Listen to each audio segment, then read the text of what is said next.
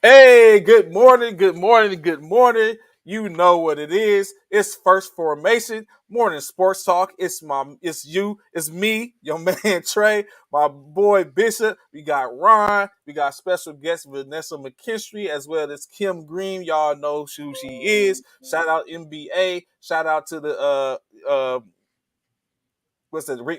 RG 33 military tournament, basketball tournament. Y'all already know. Correction, MG Mariko Gray 33 basketball tournament. Y'all already know what it is. So we got a show full of some interesting topics. It might get a little heated, but you know what I'm saying, it's all love. You know what I'm saying, no disrespect or anything like that. Y'all know what it is. Bishop, how you doing this morning, sir? WGO, WGO. How y'all doing, man? It is what, Friday. So it's our weekend, man. How y'all living? Hopefully this finds y'all doing well, man. Blessed to see another day. What's good, Fred? I see you, Listan. Thank y'all for tuning in to First Formation. As you know, we was running up to the formation a little late, man. Top said we was all right. So give us a little leeway. Sometimes things happen. Traffic was bad. Top traffic was bad. Trey, you know what I'm saying? And so I was trying to find a parking spot.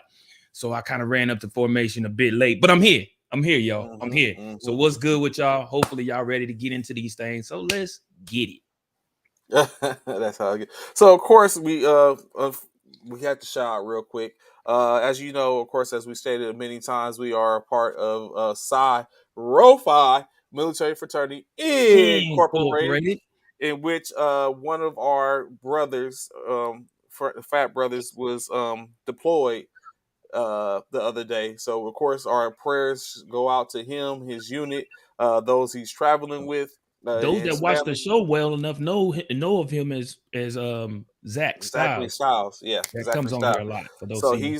he's going. He had deployed, as you know, saying. Of course, once you in there, a few of us has been there, done that. So so you know what I'm saying, we know how that goes, and I with feel you, when it Fred. comes down to the deployments, and it's time to pull up What them up, Freddie? stakes and get to going. So of course, with safe travels, getting to his destination and be able to make it back to us safely. So of course, That's you what's know, up. everything is going Prayers to on. him in him. Yes, Yep. everything that's going on in the world. We just want to make sure we shout that out and get that out to him. So, of course, Ron, what's good with you, fam? Ron Loe in the building. Blessings, Stand up, fellas. Ron. What's good? It's a pleasure to be on today. It looks like Yeah, we got man. something fun lined up for everybody Oh, today. yeah, Oh oh yeah. yeah, yeah, You know how we yeah, like to do. You know yeah. how You know we what I'm like saying? to do. So, of course, you know what I'm saying. If hey, Wayne Merlin, when you at, you know what I'm saying. This is what you asked for, fam. Yeah, Show up, Wayne. pull up, pull up, Yeah. pull up, tap in. So, Ron, what you got going on this weekend, fam? Um, Basketball comes back tonight, so Mm-hmm. it's gonna be I fun. thought it came back Sixers. last night. It did. Well, the Sixers come back tonight, Oh, so Oh, that's what it's all about. so that's That's what that's it's so all that's about. He basketball. tried to So say. are He you tried trying to. to get? Well, hold on. So hold on, Trey. What we ain't gonna do is we ain't gonna skip over that and act like he can just say basketball come back tonight when it actually came back last night. But because Yeah, his 76ers because the 76ers is back. playing That's now, real basketball basketball. is That's really what So that's back. what what I'm was hearing. what was the Brooklyn score last night, Bishop? Hey, what you Ooh! won't do Shots is fired. Pew pew what you pew won't do pew. is hold on, Paul. What you won't do is you won't come from my nets, bro. That's what you won't do. Give us some time, bro. Give us some time. We got some I new got y'all. additions. New All additions. Ronnie, Well, Bobby, Ricky, and Mike. speaking of new additions, of course, y'all know who she is. She doesn't need an The beautiful introduction. KG in Yes, the yeah. building. KG in the building. Kimberly Greene, how you doing, ma'am? Good. What's going on? Good morning. Oh yes, this is, you know what I'm saying, we're glad to have you here as we get Glad ready to to get be into here. the discussion, as we give the women their flowers and or, you know, say a chance to speak on some things that's going on in this industry where all these individuals, men, I guess It's crazy. I was about to say men, I guess, at the end of the day. I was about to say men like myself, but I we don't have the same rhetoric when it comes to that. But, you know what I'm saying, we'll talk about that indeed, indeed, indeed. Kim, what y'all got going on down there in Texas lately? Over in the D town. Oh, nothing much. The weather is crazy. It's like snowing one day and 80 degrees the next. So we're trying to figure out what's going on. Like we need just to, go ahead and wrap up. Wrap it up, B. Wrap it up. We need the spring and the summer and you to figure it out. Yeah. She ain't lying because it was just 89 degrees on Wednesday, bro. On Right. everything I love, It's bro. tripping, yo. Yeah. So it's mad wild out here. I know Ron, like, really? Y'all talking about cold? Oh yeah, you know what? I'm sorry. I'm so sorry. Ron, like, really though? Y'all talking about cold weather where y'all Alaska. at for real? Where's Ron at? Alaska. Oh, word. I used to live there. I know what you're talking about. Okay, that's like, we got a rainstorm and just completely froze over the whole tundra. It's just an ice block out there. You can't even walk outside. It's ridiculous. What part are you in? Anchorage. Yeah, that's where I was at. So you get like 3 hours of daylight at this time, right? It's a struggle. The struggle is real, Ron. I used to have to walk to school in that full snowsuit, snow up to my knees. It was horrible. Bears on the playground. They just be hanging out. Yeah. Bishop, I guess that's one thing we can look forward to. That's that life we don't know and stuff like that. I mean, I know the snow thing. I know the snow thing because I've been to Germany bars and stuff like that, and we don't get to walk into like elevator music events. But I mean, I guess it's an even trade off to not be in that type of environment, even though there is an army base in Alaska. So, right. But I mean, I digress. I'm glad to be a U.S. Army soldier. Space for y'all over here.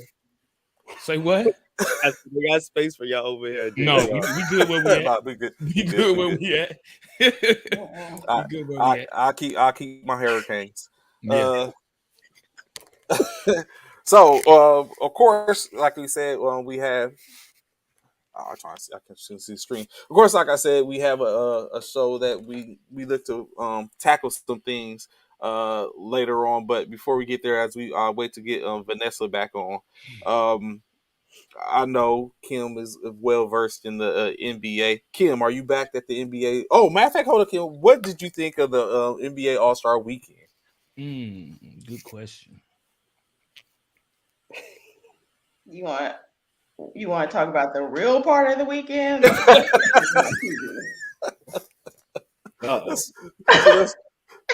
No, I mean, I really, I now my boy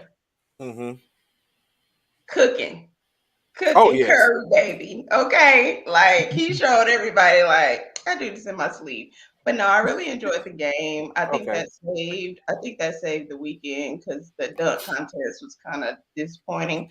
And I do like the fact that they recognized like the top 75 of all time. So I think that was really dope to see all them come together and see some of the greats that we hadn't seen in a long time that maybe some people had forgotten about. But overall, I thought it was fun and good.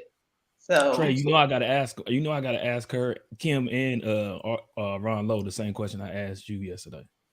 Oh, go ahead. I want to hear this. I want to hear this.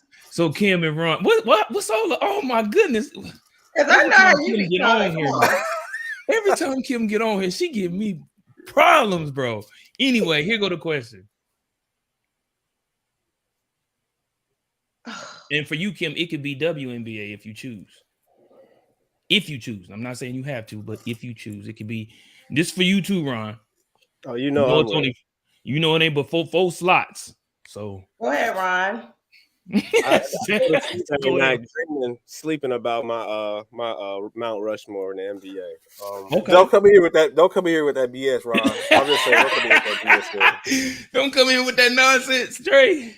So with the NBA's top 75, we've been arguing about Kobe's spot. They put him at I think it was 10, and I said they should at least put him at 8.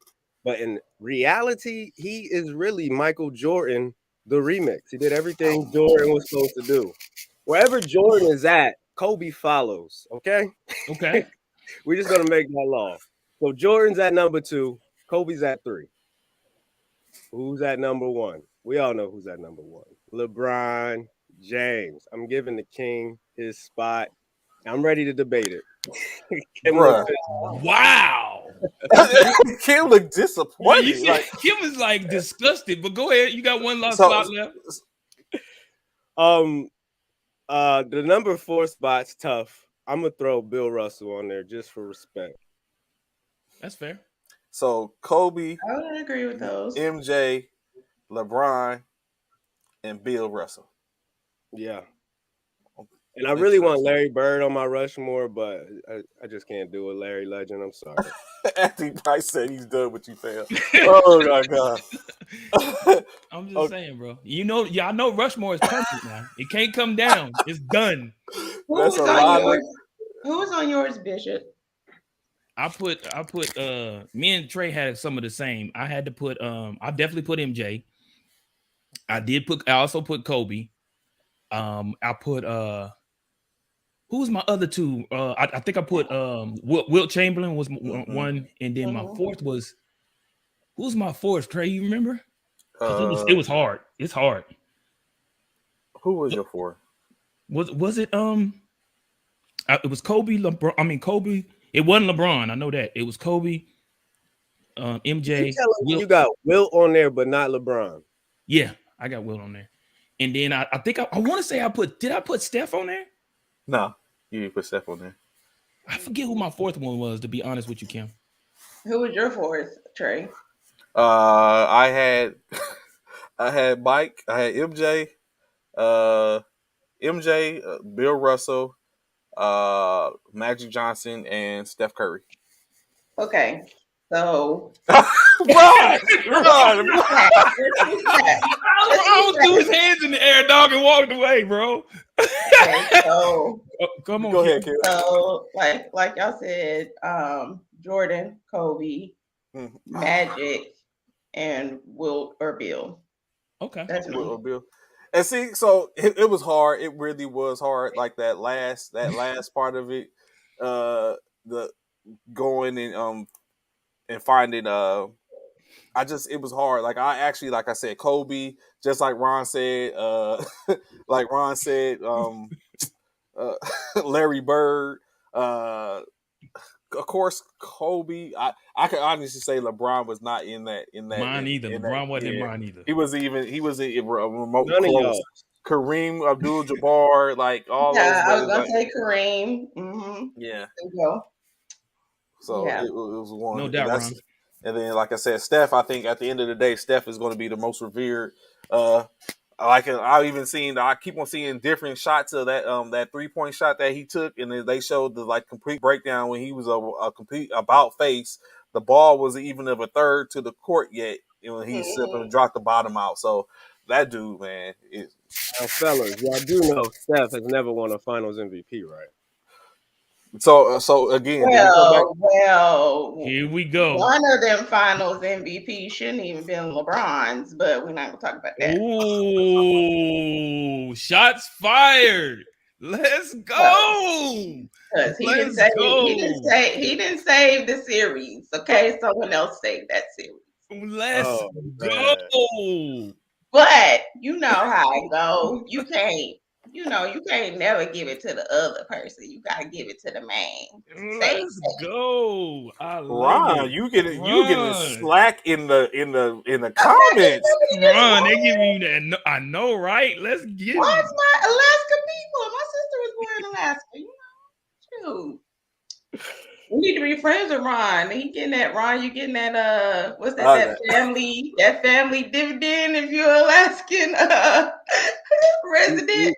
We working on it. We working. Get it, fam. Get it. That thing. Hey, that's one of the best things they ever did. Ron, they really coming for you in the comments talking about your pick, bro. I'm just sitting here responding to Anthony right now. Yeah. Okay. Goodness. They folks don't got no love for King James, clearly. Kim, I want to know which finals you're talking about that don't belong to his. Because I'm sitting here thinking, are you talking about Miami or Cleveland? I'm talking about against the Warriors when Kyrie saved that Kyrie deserved Finals MVP. Wow. When he saved them, because LeBron was asleep that game. Okay. Even though he had like a 40-point triple-double. Hey, if you take 200 shots, you gonna have a triple-double. I mean, goodness. It's like easy math, huh? Kyrie was clutch in the game they needed to win to continue. What part of LeBron's legacy don't y'all like? Is it the fact that he went to 10 straight finals, or is it the fact that he got all of the statistic leaderboard categories, points, top 10 assists, rebounds, all of that? Or y'all just hate, the fact that he was the chosen one?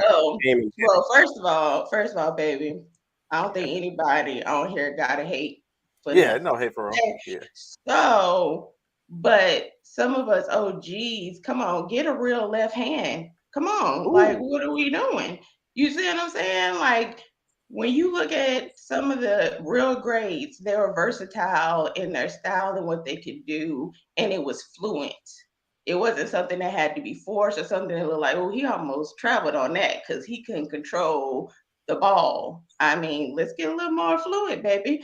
And then it'll match up with your stats. But right now, the way you move don't match up with your stats. And you shaky like the weather in Texas. I'm just saying. You play a lame team and you want to scream on everybody, but then when you play a team that you actually got to compete, now you want to go meditate. Come on, what are you doing? Be the same across the board. Wow. I'm sorry, y'all. Maybe I should have got on today. Rebuttal. Cause evidently she got time today, Bishop. She ain't got no tournaments or anything going on. She got time today. Any rebuttals, Mr. Lowe? Of course. It would be started this morning. Came at my man's left. I'm just. Hey, Candace. So, I'm sorry. I'm just talking noise. He's a great player. Huh? What does LeBron got to do to prove at least that he's 1B to Jordan? And you're saying just a left hand. No, it's not just a left hand. It's just like all around. It's like knowing your size, how to use it, I get facilitating, but then also at the same time, like I said, don't take over the games that you know you're gonna win because the teams are under 500, and then the teams that are, playoff contenders and a shoe-in, you want to take the back seat. Like, just be consistent. If you're a dog, be a dog every day. You know what I'm saying? Like, I guess that's the thing for me is he's a dog when he should be killing, a team by 40. But then when he's playing somebody else, then he wants to look at his teammates and be like, what are you doing? Oh my God, I can't believe you just did that. But like what? So. And I agree with that. He's not a dog. That's something he don't got is that killer instinct. He's passive aggressive. He doesn't deal with things the way a Kobe or Enzo would do. Yeah, but I will say his size is amazing. I will say he has dominated the game. I will say he has brought something to every organization he's been on. Outside, he does amazing things with the community, and he is a great player. But I just wish people would realize, like, he can be great, and Jordan can be great, and Kobe can be great. All of them can be great in their own era and time, and we don't have to always fuss about who's better. You know what I mean? We can give them kudos and just honor them as being great athletes. You know what I'm saying? And when he retires, everybody knows that during his era, he was the man. He was the person everybody had to worry about. You know what I mean? So yeah, it's safe to say that. I like that, Kim, because in my era, it was Jordan. In the era of other people, LeBron was their Jordan. You know what I'm saying? And other people, Kobe was their Jordan. You know what I'm saying? For the people for those people who didn't get to watch Jordan play, for those that didn't get to watch Kobe play, those are the people that got to see LeBron play. So I totally understand where KG is coming from. I get that. Yeah, and you cannot take anything away from him for what he's done. You know what I'm saying? So he's definitely one of the greats. You know what I mean? So, Anthony. For a tax write-off, that's what he doing. Come on, MJ couldn't do what LeBron did with Cleveland and the Lakers. MJ could have did it with MJ could have did it with any team he went to. Do you understand that? Do you understand, Alvin? Hold on. Do you understand, Alvin, that the Bulls were like the Cleveland Cavaliers when Jordan got there? They were the worst team in the NBA at one point. So what do you? I don't understand your point by that. So I think you just clarified the point. He got washed all in the 80s. Larry, Magic, Isaiah, they just drug my mans. But check this out, Ron. Check this out, though, Ron. Got that. No one's gonna argue that fact. But LeBron had to leave Cleveland to go get a championship. Jordan stuck it out. He stayed in the grind and got his championship. So did Kobe. So did Kobe. He used to say that. If they traded for Horace Grant, they put a whole team around LeBron. Name 3 players that was around Jordan. Name some players around LeBron that he should have stayed in Cleveland for. Can't come up with one. Matter of fact, he had players that was being flirtatious with his own mother on his team. His mama was like, "Hey, boo." So I mean, you go. Like what that got? Yeah, like you want to go listen to my stream? I'll take it. But come on, y'all. Like, come on, man. And is that Mike's fault that they didn't put team no, around? They didn't. I'm so discredit LeBron for moving like a boss. That's not a boss move to me, bro. That's not a boss move. Good, Alvin. There it is, Alvin. There it is. I just said that. That's it. That's it right there. I personally feel I get where you're coming from, Ron. No doubt. I totally understand where you're coming from. But however, wasn't yes. On fight. See, absolutely, hard. Absolutely. So I'm just saying, bro, when it's all said and done, not taking anything from either one of them, bro. It is what it is. Like I said, they had their own eras. However, but my thing that faults LeBron, the thing that faults me with LeBron is the fact, like I said, when it's all said and done, he left Cleveland to chase a ring. He left Cleveland to chase a ring. So, but can we talk about, maybe we need to bring up some of those YouTubes that show the 90s and how you practically had to get clothesline to get a foul. So, all of that. You know, I mean, you talking about people that were a part. How many? All those people that was a part of the top 75 that Mike played against.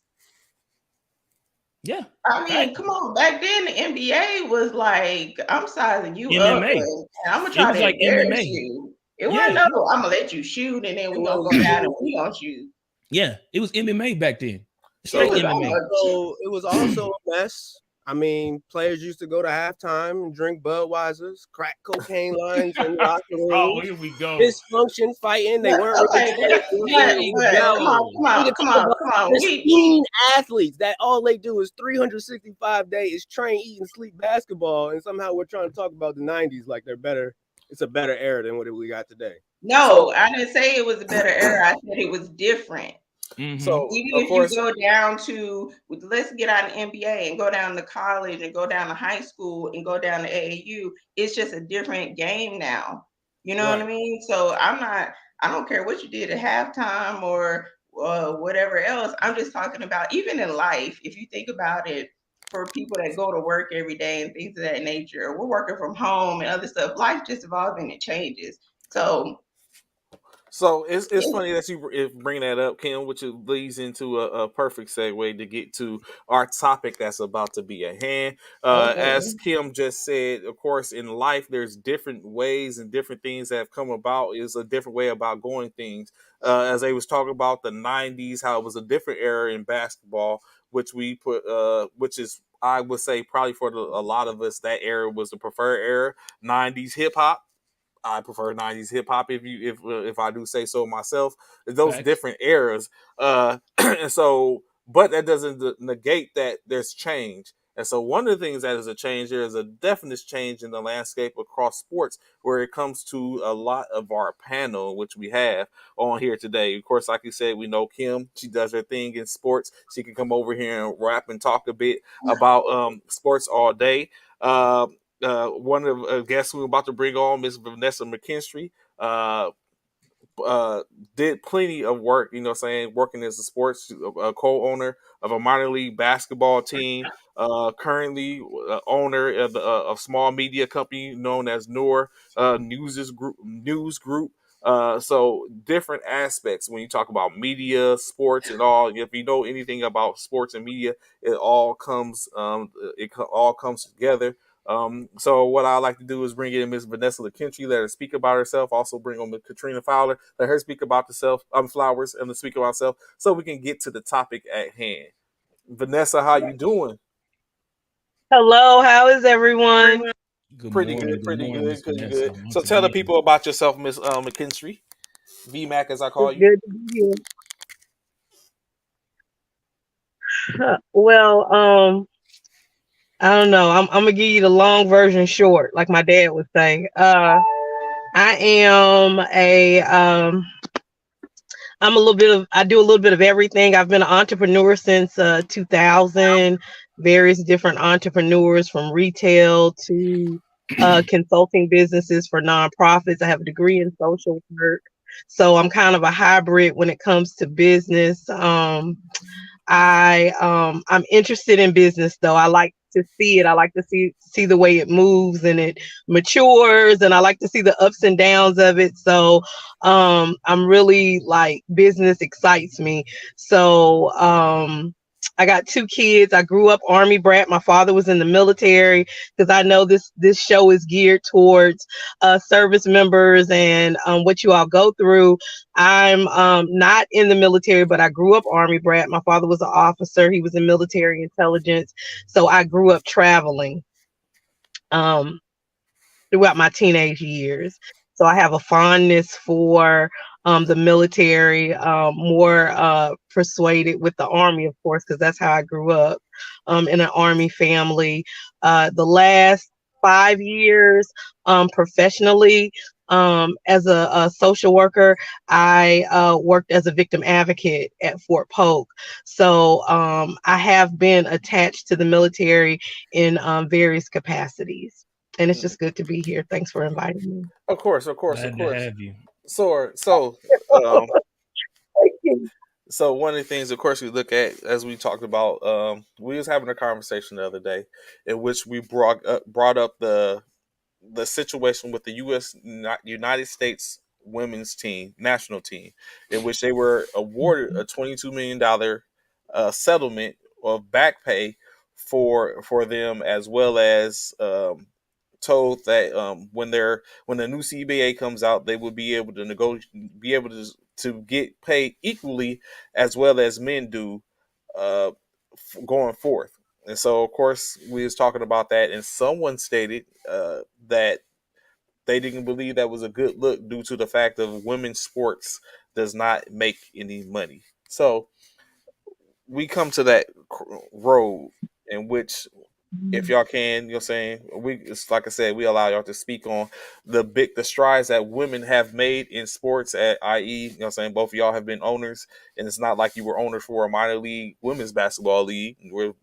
owners, Kim coaches, and owners for men. So those strides and make, and then let's have a conversation about where we're at with, or what we can do to try to get women more of a platform in sports and making dollars, or top dollars as well. Kim, you want to go first? You want me to go first? You want me to get in the Sharks tank first, or you? Oh no, you go right on ahead, darling. Well, in following the story about the soccer team, it's with anything that's done in media, right? You swing it to, or you spin it to make it look like you want it to look, to make it look like you've accomplished what you wanted to accomplish. But when you dig deeper into women's soccer, women in sports, women gender issues, can we be at the top? Do we need to stay at the bottom? All those things. Of course, it's very complex. And this deal is not any less complex than anything else, right? So they talk about equal pay and they keep saying equal pay. Well, that's spin because we just came out of equal pay day, right? But the reality of this is what you hear more than anything else is about the bonuses. Not that we weren't getting paid, but we weren't getting paid our bonuses distributed equally. And if our bonuses are the same as the men's teams, then why should we not get that? The other thing that came out of this story, and I think that it might be causing some contention, is that at the end of the day, the women negotiated a better contract. They negotiated for the things that they view to be important. And that's what you do in a contract. You don't sit down at the contractual table to negotiate and say, well, we're going to have a kumbaya moment and, you just give me what you want to give me. No. Real big dogs stay on the porch and they get off the porch and they get what they want. And that's what those women did. They had a better contract, whereas the men had a pay to play contract. So Ron, that's a death row label, music contract. You know what I'm saying? It's real gangster, it's real grimy, and it's real pimpish. You know what I'm saying? If you don't play, then you don't get paid.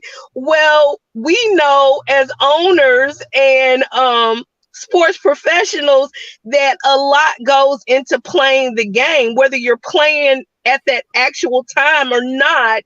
You're still preparing for the game. You're still doing all of these other things that go into getting ready to perform on a sports level. So it was just a crappy contract that the men got.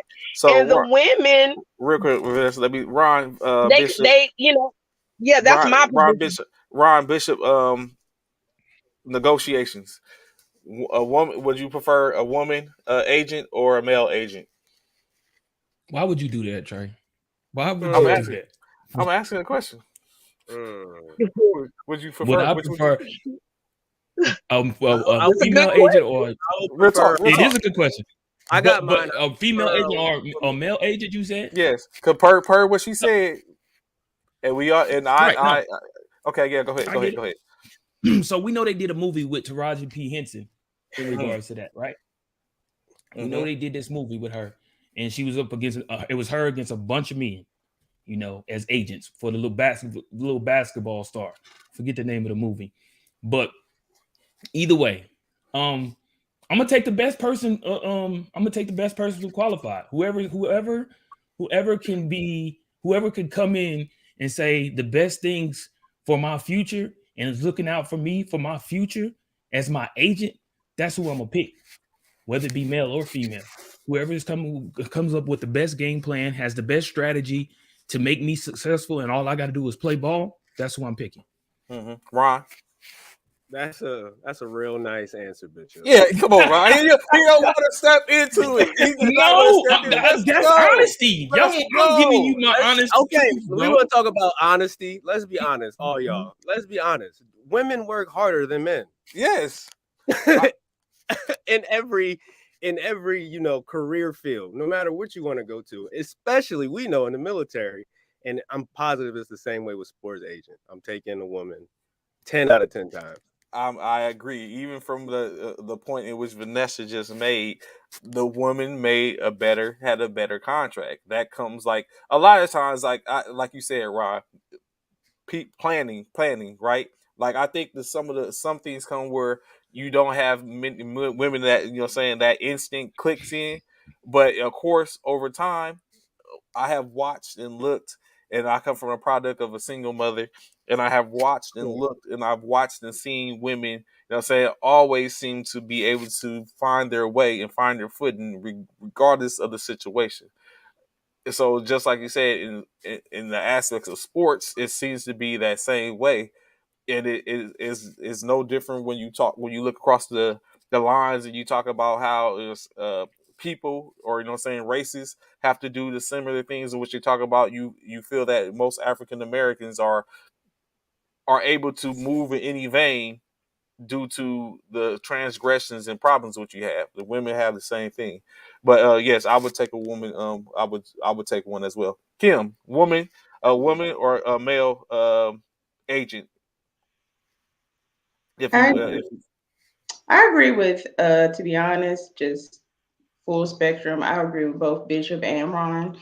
because, because to be honest, your best interest does have to be at heart. So you don't want to just pick a woman just to say, oh, well, I picked a woman because I want to be different or I want to meet a quota. But if you know for a fact that, one, like you said, we're going to work hard, we're going to get the job done, but then we also have that other side to us to be a little bit more empathetic and kind of know what the person needs. So maybe not just reading the black and white, but also being able to look at a player and say, man, this is what really bothers him, or this is what he kind of needs to be successful. We're able to tap into that realm as well. So you say you bring up the empathetic portion, Kim. Of course, like you said, you being a owner of an organization as well as a coach, did you find you engaging in that empathetic role, and then after the fact, feeling that you should have went a different way? I have both sides actually. You know what I mean? Because I do believe in tough and grit. But I had one coach ask me one time when we went to a tournament, and I think I had maybe like 8 or 9 people, and he said, "How do you always have enough people?" He was like, "I scrap and scrape to get guys to go, and they drop out at the last minute." And he's like, "You always have at least 8 to 12." And I think it's that balance that I had. You know what I mean? They knew I was going to look out for them. They knew I was going to put us in the best situations when it came to experiences and tournaments and things of that nature. And but then they also know that I would expect, a certain level of play from them. But because I had both sides to be able to encourage them and also understand where, some of their hardships had came from and maybe wasn't so stern with, "I'll just get over it. That's just life," whatever, but could actually mentor them and pour life into them, then that made them really want to lock in and just ride with me pretty much. Okay, so Bishop, going back to how we first started off, what do you think is the disparage with the whole women in sports, from your standpoint as a male? In regards to what them being leaders, being what? Yeah, being leaders, or saying, or why. Or getting So equal yeah, pay. let's start there with lead. We're not equal play yet, but let's start with leaders, because I have after I Mhm. think you want to say something that I can lead into something else, another question I have. But yes, let's start with leaders, as women as leaders in sports. I think it's a great, I think it's a great thing. I don't feel like when it comes to women or leading period in any aspect, if you know what you're doing and you know how to lead your team, your troops, your company, so be it. Let it be that. We've had so many successful women do so many things, like as we all know, we have our first ever female vice president. So I mean, as long as you can do your job, despite the fact of what your gender is, let's make it happen. Good morning. What up? What up, Master Miller? What's going on? What's going on? Yeah, women are very, very good at things that they can truly focus on. And and like I do agree with Ron, women do work harder than a lot of men in a lot of things. Because I feel like sometimes women feel like they have to prove something, because of the fact that they feel like they're competing against their counterparts in regards to males. So a lot of people, we know there are a lot of male uh, chauvinists who don't believe women should be in certain areas. I don't agree with that. I think women can do that, as long as they prove that they can withstand. I think the biggest thing for women, or the biggest challenge, is once they get into those positions. Excuse me. Once they get into those positions, is being able to take the heat, and because a lot of heat comes with those positions. And when I say that, the heat is different when it's a male in that position compared to a female in that position, because males don't. They may put some stress upon another male counterpart, or a male partner, or a male individual that's in that position. But when it comes to a female counterpart, the first thing males think, especially if it's come to something which we feel like we dominate, first thing males think is, oh, she don't know what she's doing. There's no way, she's never played at our type of level, or on a male perspective, should I say. That's how I feel like that's how a lot of males look at things when women are in those positions. And is it fair? No, it's not. It's unfair. Because even though they may not play against males, they playing against females. And if they're dominant, regardless of the fact they're dominant amongst their peers. So it is what it is. So yeah, for me, I don't leadership is about a person who can lead and be able to show each and every individual who they're leading a way to make it to be successful. That's just my just on it. Ron? Preacher. You got deep on him. I like that. I done forgot the question, Trey. I just was he got his own. So I keep going. Well, I'm gonna piggyback off of Bishop real quick because go ahead. He was totally honest, and I'll just be transparent with you guys. You're right about taking the heat, and you're right about leadership. But also, the thing that people don't understand is you can lead all day, but if you don't have people that want to follow you, then that's a problem. Yeah, you can lead. You can say, I know the most. You can say, well, I did this for 20 years. But are you building that relationship and the rapport with them to where they want to follow and they want to be a part and they want to be accountable and consistent? You know what I mean? But then also what's hard for a woman too is, when we're coaching, we're a coach. So just because I'm a woman, it's not fair that I can't say certain things, but then because he's a man, he can say certain things. I'm a coach at this point. You know what I mean? So he's coaching, I'm coaching.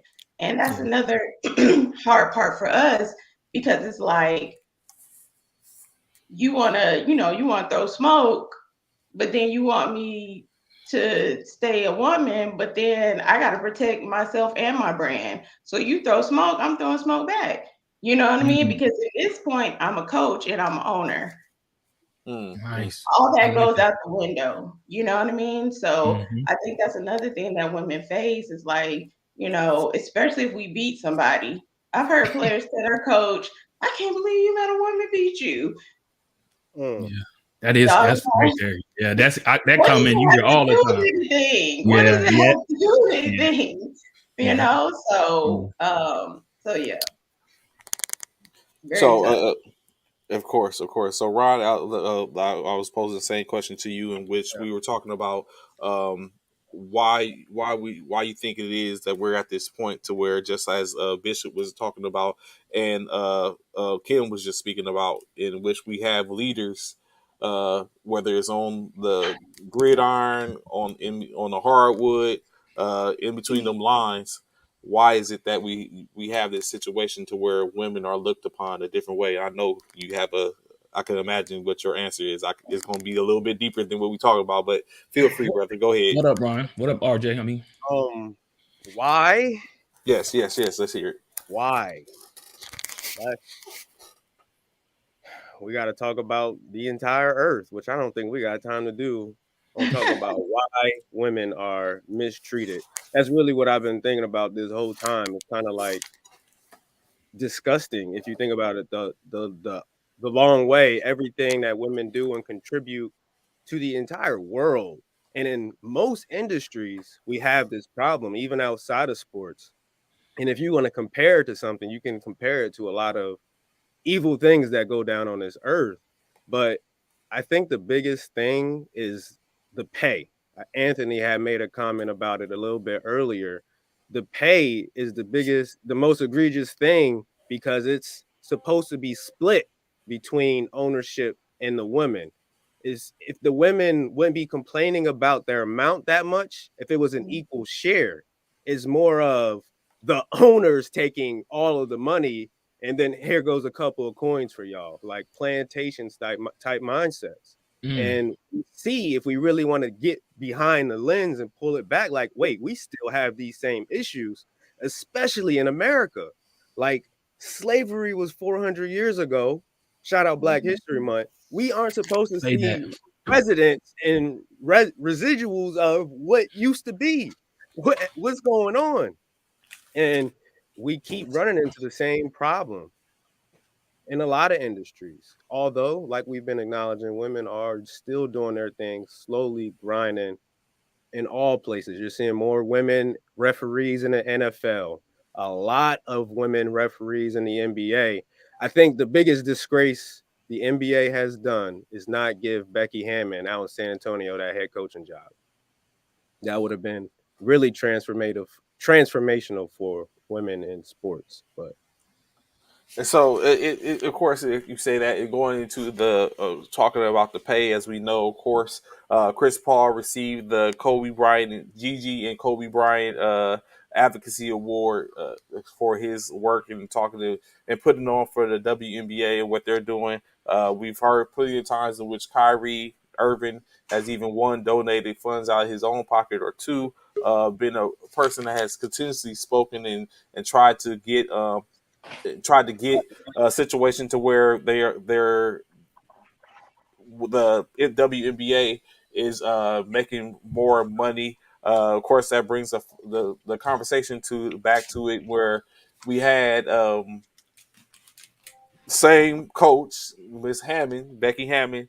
She's receiving $1 million from the Los Angeles Raiders owner Davis, but the top player in the NBA on a supermax contract only receiving $285,000. good Lord. Where Yeah. where do y'all see that? Where y'all stand Where's with the that? issue? Yeah, with that issue, Vanessa, Kim, Ron, Bishop. What do y'all think about that? How do y'all think that is a fixable issue, or I don't know? And I did plenty studies in reference to the WNBA, but I'd like to hear y'all take on it.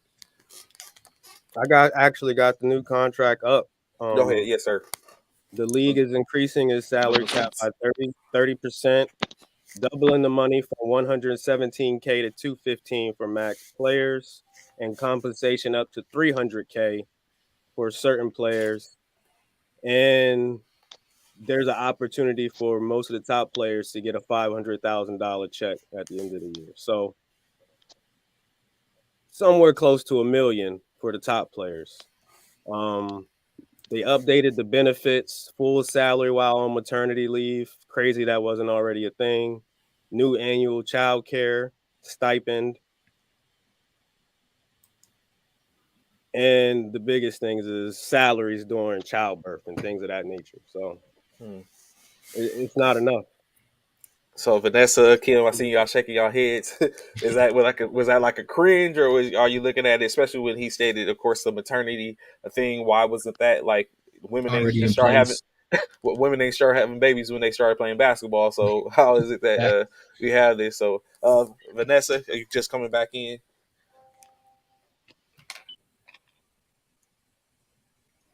I don't know if Well, Vanessa can go to me, I saw all the rigmarole about the person that posted. She said, about talking about people's clothing and things of that nature. But in all honesty, when you talk about gender issues, in an arena where they're very specific, you're going to deal with those things, right? So the first thing is about how much she's getting paid in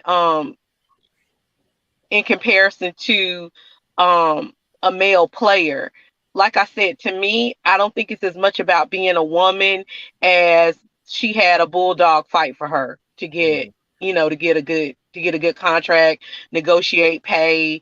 And so she got that. But as far as the gender issue about the way people dress and the way they look, the reality of it is, and we have to take into account that the powers that be sometimes aren't ready to move with the time, the generational gaps that we have with people in positions of power versus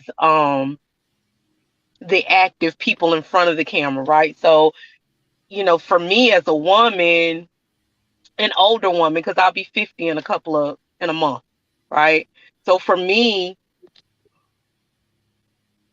sometimes it could look a little spicy. not because I think there's anything wrong with her femininity or being, I mean, she's a woman, you can't discount that. But the arena that she's in, she's, you know, if you're in front of a lot of men and you're coaching and you dress, you know, a little more fitted or more feminine, then they could perceive it to be a distraction, and then they want to hold that against us. And so I think it has a ripple effect. But in the vein where she was coaching as a woman's coach, what would be the problem? There are other women coaches, they wear tailored suits. You can't help genetics. So it's just a lot of things that go into the making of something being appropriate or not being appropriate. And at the end of the day, is it appropriate to hold that against somebody? Well, the reality of it is that people do. They just do. It doesn't make it right. They do. So then we have to talk about, well, what can we get from that point?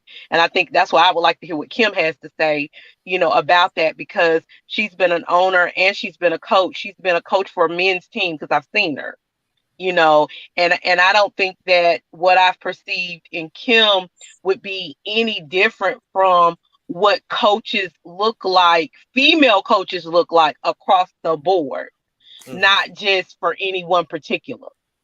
Okay, So Kim, go ahead. Go ahead. Right before Kim gets started, because I know Kim gonna go in with it. And I appreciate what you're saying as well, Ms. Vanessa.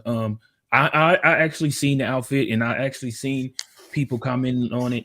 And personally, I didn't see anything wrong with what that young lady wore as a coach. I didn't see anything wrong with it. How she wore, she was representing cancer by wearing pink. The whole team was.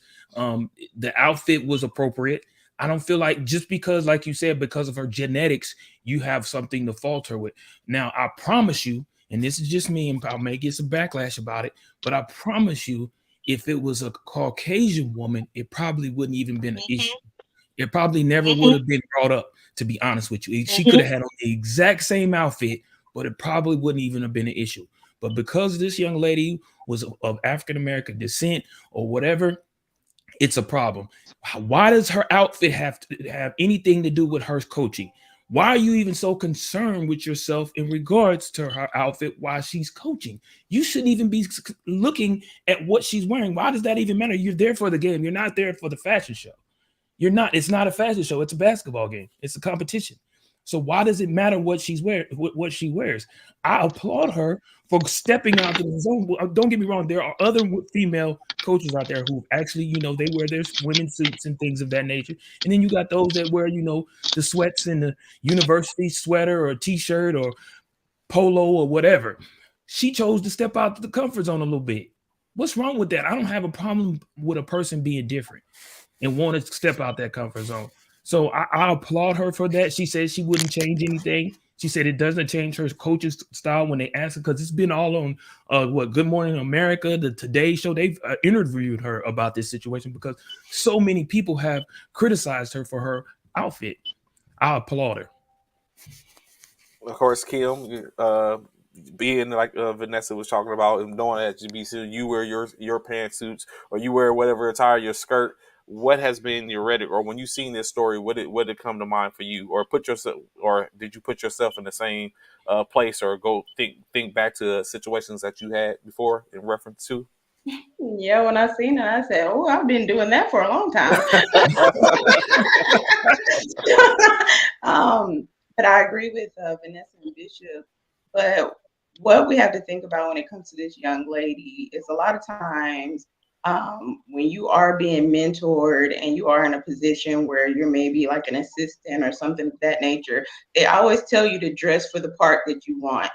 So she's stepping up her game to dress professionally, not just take the easy way out to throw on the sweats and the t-shirt, but she's dressing for the next level that she wants, which is potentially a head coach. You know what I mean? So I think it's great that it's not easy being a coach, trying to make sure you look on point as well and look professional and what you're going to wear. It's way easier just to throw on the team sweatsuit and some tennis shoes.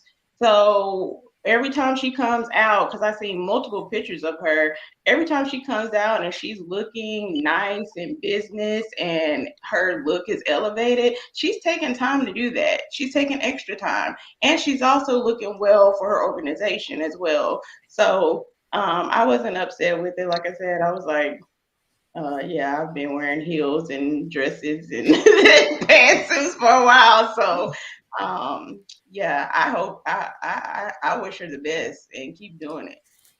Okay. Well, and I like to add, like, it's, Kim, from our standpoint, it's a part of the culture, like Bishop said, it is, we do things differently. Mm-hmm. We do things differently, and like you said, I think it goes back culturally for us as a group of people, because we do have to put it in context of it being black and white, because it very much is. It very much is.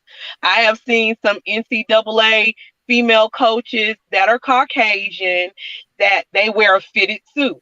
Well, it's not gonna look like that on you or on me because of genetics, and that's gonna cause a problem, right? Facts. Kim, we know it's gonna cause a problem. I know it causes a problem. So when this is a very soft way to go back and create a bigger issue. See, nobody really wants to say anything about her ethnicity, right? Because then you already gonna get the pushback. Like, why are you bringing that up? But why are you bringing up clothes? It's silly in context when you really think about it. It makes absolutely no sense. She color coordinated with her team. They were wearing pink.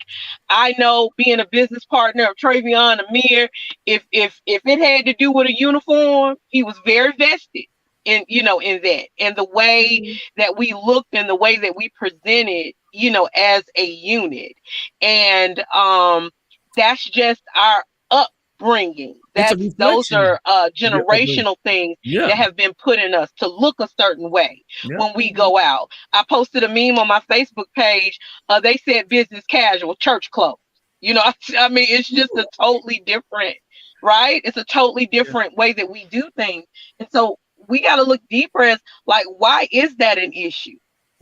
What are the things about this young lady that might be going on in her program that that they don't really want to put out, to the forefront?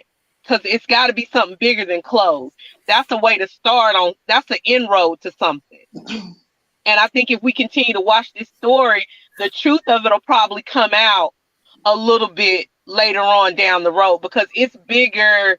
This is just a segue into something, a bigger issue with this, young lady, because that's so minute. It's not even funny. But my question for both of you ladies, Vanessa and Miss Kim, both of y'all, is, if it was a black male coach, and we know guys ain't gonna be provocative or anything, but just to say a male coach would have wore, or assistant coach, and he wore something, we wouldn't, more tailored suit. More tailored suit. Yeah, it wouldn't have been an issue. You know what I'm saying? It wouldn't have been an issue. Why isn't it an issue to y'all? Because it's a woman. Why does it make it an issue? Because even though we're both African American, if I wear something that's so-called like Trey said, it's a tailored suit, compared to a woman who's African American or African American descent, and she wears one, why are the woman being more ridiculed than the male? They're both in a coaching position. I think it's because they're not ready for the shift to see women operating in roles that have for years been set apart for men. And it is, outside of sports, there is a bigger discussion about women being able to really break the glass ceiling, and they're looking at it in ways that's just not like in the sports arena, but they're looking at the way that they allow us as women to break that glass, ceiling. It's also going to put a halt to the way, and I'm using this word just figuratively, boys and girls, just gender, respectfully, but the way that boys act when they're not in the company of girls, and how, is that going to stop other types of people from wanting access to these protected territories? So it's bigger than that. This is just like the beginning of it, and they'll use anything that they can say without really saying it. Like, they would never come out and say, well, we don't want a woman as a coach because they're too emotional. Oh no, they know that would get like the greatest pushback. But if you could, look at something like, well, look at the way that she dresses, that's going to cause a problem. If she's dressing like that, she's going to be around a lot of men. How is she going to be able to be taken seriously? Those are, I'd like to believe that they weren't important, but they are. We can't discount, that we can't. But that is really, to me, what I see being the bigger issue. The bigger issue is like, Lord, leave us something. And it's not so much, and we just gotta, I'm gonna say it. Y'all might kick me off, but I'm gonna say it. We never do that. It's not a people of color issue. I had to take a deep breath. Be politically correct. To me, it's not. It's about a power structure and people being able to hold on to that and feeling like they're losing ground. You see what I'm saying? Because outside of sports, they feel like they're losing ground. And so the institutions that are left, they're trying to hold on to those things. So I think that's where we get a lot of this. That's my opinion. It's bigger than just sports. Sports is the place that they're trying to, pit this war. But I think it's bigger than that. So, of course, as Anthony Price, he said earlier when he was talking about that's like Jeannie Buss, the president of Lakers, for taking it with most heat. So I think in this situation, you goes back to, of course, we know Jeannie Buss, her father elected her to be the president of their operations or head the trust upon him passing over her 4 other brothers. So do you think why do we have these situations in which Mr. Buss, who was an established owner, he was actually doing pretty well. He elected his daughter, which is currently the only, if I'm correct, I think she's the only woman or the head of the majority owner of a team in the NBA, in which we know the NBA is like light years ahead of any of the other organizations when it comes down to racial, anything racial. But why do y'all think they take a backseat when it comes to the equality of women in this day and age?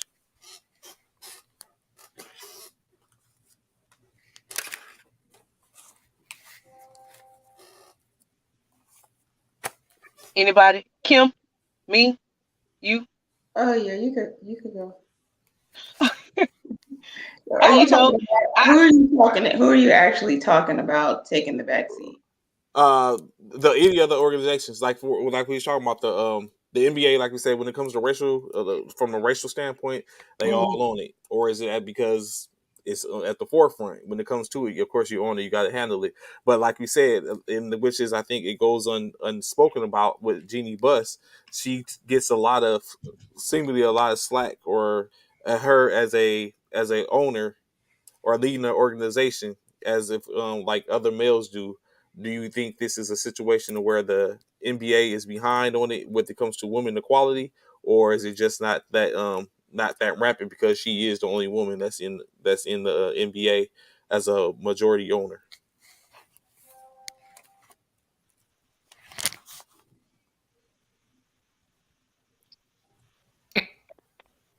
Well, I think something that you brought out was really interesting about the fact that there was no her father was leading the organization and it was doing fine. Yeah. He just passed and away. then when she took it over, now she gets the heat for everything. Right. Yep. You know, is she really pushing it? Is she pushing it forward? Or is it regressing? You know, have her policies made it, you know, regress, or is it, you know, moving ahead? Because I've just, you know, I think it, like I said, I think it's across the board. They just don't think that women are capable to do certain things. But we know that that's not true, because look at what they did over there at soccer. You know, I'm just, you know, if I get real old fashioned, those women negotiated a hell of a contract. They did. A lot of men don't have contracts that good. Facts. The way they negotiated and got like everything that they wanted. And then when it shifted and they saw that they could get more, they went after it and they got more. So it's not that we're not capable. It's just, people just aren't ready. And I think, I don't think that change is going to happen at that top level. I think it's going to have to happen at the lower level, like what we do in minor league. In minor league, the men welcome us. Really? They welcome us, you know, in positions of ownership. And, you know, Kim, I didn't see any pushback with Kim being a coach. I mean, she was a bona fide coach and her team won. You know, she coached an excellent team. Don't, because you know, so I don't think that I look up Vanessa, every time I look up is a damn a reminder of New Orleans. I don't know. It don't even be basketball season. It'd be like soccer, and it's a damn. It came reminder. Across my feed. I just dropped my head. I dropped my head. Memories. I dropped my head. You know, I blame you, Trey, because you were the one. You know, it should be like a HBCU homecoming. You pick the ones that you're gonna shine above, and it didn't work out for us. You know, in that respect, it didn't work out for us like that. It should have been like, I went to Alabama State. You know, we go and get Stillman or somebody that we can, you know. But you know, I mean, we're doing it. But like I said, I think it has to happen. I think the NBA has to learn from smaller organizations when they see the way women are incorporated. I think that's like going to be the better way to kind of make inroads. And also, instead of trying to have people for women, for us to go after such prominent positions, maybe to pick more strategic positions where you can show yourself to be worthy, learn a little bit more, and then kind of go in for the kill for those higher positions, because by then they've already seen you. They're kind of respecting what you do. So that's just my take on it. So let me ask y'all this before you go in. So how do y'all feel about what's her name? Isn't it Becky Hammon, the one that was the assistant coach? How do y'all feel about the fact, especially you, Kim, in regards to Becky Hammon not wanting to stay in the NBA as an assistant coach, and possibly a lot of people looked at her possibly becoming the head coach of the Spurs, but going over to the WNBA to become a head coach? Like, a lot of women, I feel like, we're looking forward for Becky Hammon to take over as the first female coach in the NBA. She did while Pop was out. When Pop's wife passed away, she did take over the head coach position in his absence, because he was, you know, taking care of family issues in regards to burying his wife. But for me, it was a surprise to see Becky Hammon go over to the WNBA. So what are y'all thoughts about, you know, her going over to the WNBA instead of just staying put in the NBA and maybe becoming the first female head coach in the NBA? I'm okay with that. For the simple fact, you never know what her strategic and long-term plan is. I've coached men and women, boys and girls, and so you never know. She may be going over to the WNBA to kind of find her own structure, make her own philosophies, build her own culture. And it's somewhere where she doesn't necessarily have to go against the whole group of people that have already been there. So she may go and perfect that and then possibly try to go to an NBA team, because now she's actually maybe honed some things that she's wanted to as far as skills or sets or just leading the way 100% all the time and perfecting that, and then say, okay, well now I'm ready to go get my real position that I want. So I wouldn't be upset with her on that. But in a way though, Kim, do you feel like that route, like you say, I totally understand where you're coming from in regards to her angle of what and direction in which she's going. She's trying to hone her skills maybe a little more. But do you not think that maybe she going into the WNBA after leaving the NBA may make it harder for her to come back, being that she was already in the NBA? You know what I'm saying? She was already in the NBA. So like for her to maybe possibly take over for the Spurs, being that a lot of people didn't think Popovich had much time left anyway, do you think it'll be harder for her to return back to the NBA coming from the WNBA?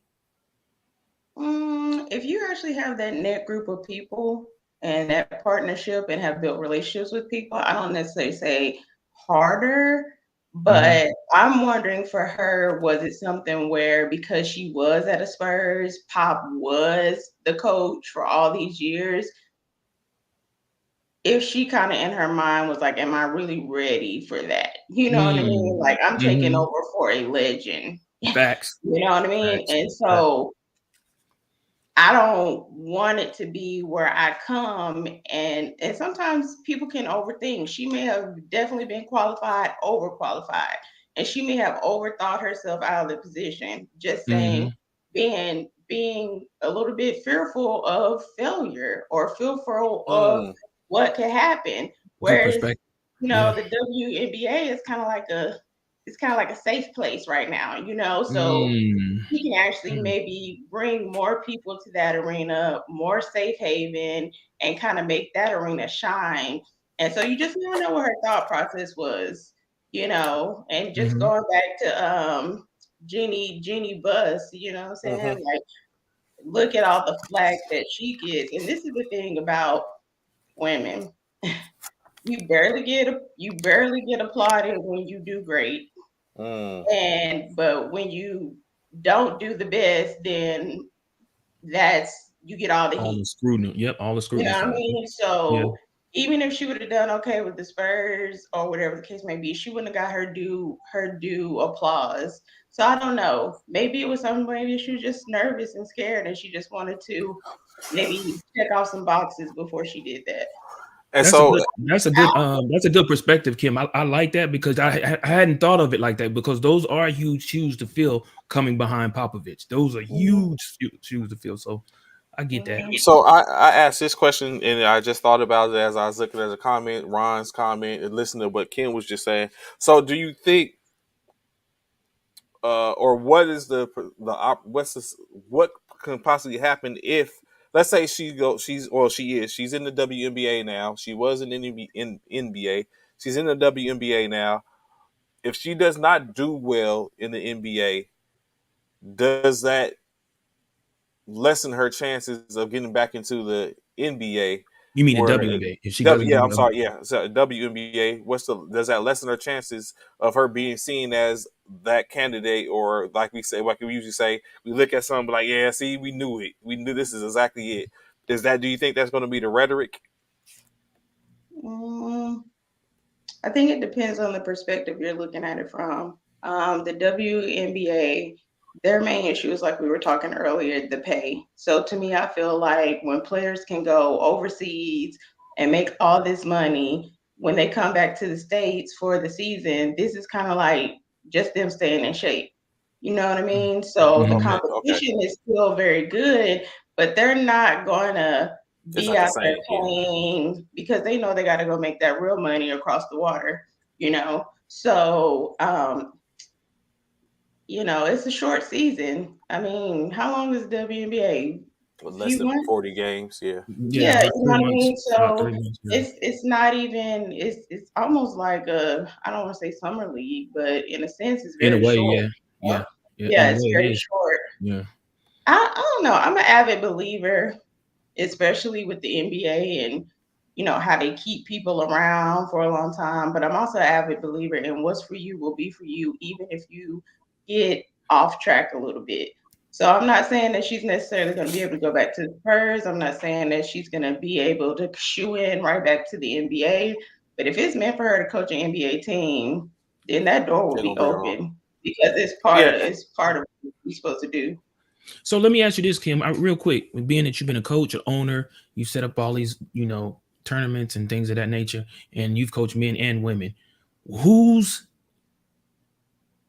more likely to listen to you as a coach, women players or men players? And in your experience, they're about the same. Really? Okay. This is the thing. When I coach, I coach females, high school level, JUCO level, and semi-pro. As a matter of fact, I had a couple of players that played in the WNBA after they played during our season or whatever the case may be. And then on the male side, I've coached every level except for high school. I think it was about me building a culture of people who would buy into what I was doing. So when you are having your tryouts and when you are looking to build a team or coach, you're looking at personalities. You're looking at, okay, are they going to buy into my philosophies? You know what I mean? And some of them, it takes a little bit of time, but when you know what you're doing and you know what you're talking about, they may come in initially and say, hi, yeah, whatever. But then when they see that you really know your stuff, then they're going to listen to you. And so it really doesn't matter either way, And I've even had referees, they came next to me and say, oh, I thought you was just a pretty face. And then I started listening to you and you actually know what you're talking about. Okay. So yeah. So, you get resistance from both, to be honest. Okay. Yeah. But if you know what you're doing, then they'll both buy in. Yeah. And have you back. Okay. I was just wondering. That was just something I thought about, especially being that Trey just brought up the fact that what if Becky Hammons does go to the WNBA and doesn't succeed and doesn't have a winning career over in the WNBA? How would that impact her trying to make it back into the NBA, even if that's something she chooses to do as a coach? So that's why I asked that. And which it becomes very interesting because it's no different than because you would think that the conversation would be all right. She comes back, but things like no different from a college head coach going to the pros, faltering, and then having to go back to what it is. Go back to what he knows. Like you just don't know. But I think, of course, like we say, because as a woman, for the most part, you have it to where it's like, oh well. And I'm very sure to go back to what I know what Chantel was saying in the comments and what y'all was talking about. I'm very sure she got tired of sitting around waiting. This is an opportunity. This is an opportunity for me now. It's an opportunity for me now. And I'm very sure the Spurs wanted to hold on to her, make her, be that vehicle to usher in head coaches, because you got the Witherspoons, you got a couple of females out there that can probably head along. Guide a team, but she probably got tired of waiting around. And then she's been with Pop, so I would think there was a conversation absolutely that she's had with him as a mentor to say, hey, I can sit here longer, or what would you do? And he probably sat down Pop is with pretty her. straightforward. Right. Like, I ain't going nowhere no time soon. He probably sat down with her and said, hey, these are your options, A, B, pros, cons, and then these are some things that could happen. You know what I mean? So I think it was very thought out and strategic. I don't think she just, woke up one day and was like, forget it, I'm going. I think she actually talked to people around her to make sure it was going to be a good decision. Yeah. I feel like a lot of women were hoping, because she had been in San Antonio so long under Pop, that they were hoping to see her go into the head coaching position. And I think it kind of, in some way, I feel like it kind of may have disappointed some women to see her leave the men's field and go to the women's field. Because a lot of people, I think, were looking forward to seeing her being the first female head coach in the NBA. You know what I'm saying? Of course, it goes back to that, which is what you were speaking about. It, you gotta. I mean, she's got to know what she's doing. Like Kim was just saying, it probably was a strategic plan to where Pop like later set it down. It's like, hey, this is a possibility.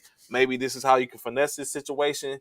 And of course, always the outside looking in is always a different, conversation. You think one thing, or like Kim was just talking about the referees looking at her like, oh, she's just a pretty face on the sideline.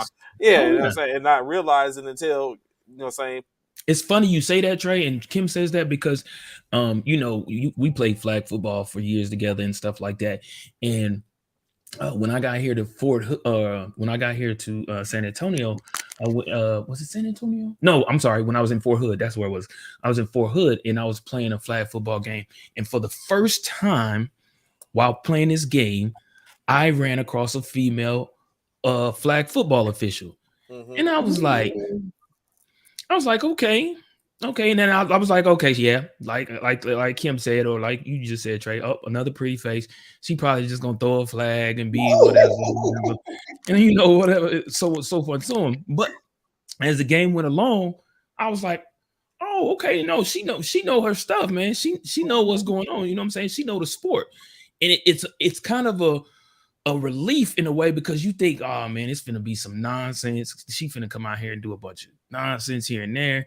But no, like, to be honest, she knew her stuff, and it actually kind of catapulted me into becoming an official. Because once I seen her, I was like, man, you know what? Once I no longer can play this sport no more, that might be something I want to do and become an official. And that's how I actually became an official.